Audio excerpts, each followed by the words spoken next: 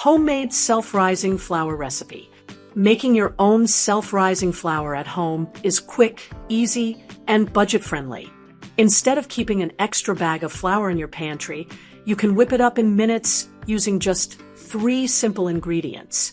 Perfect for biscuits, pancakes, cakes, or any recipe that calls for self-rising flour. Ingredients: 1 cup all-purpose flour, 1½ teaspoons baking powder, 1/2 teaspoon salt. Method: in a medium-sized mixing bowl, add the all-purpose flour, baking powder, and salt.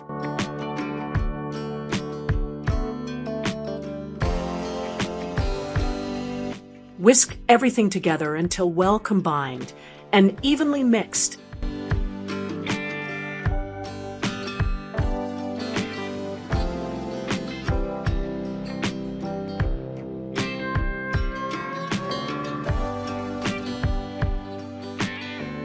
Use immediately in your recipe or store in an airtight container for later use.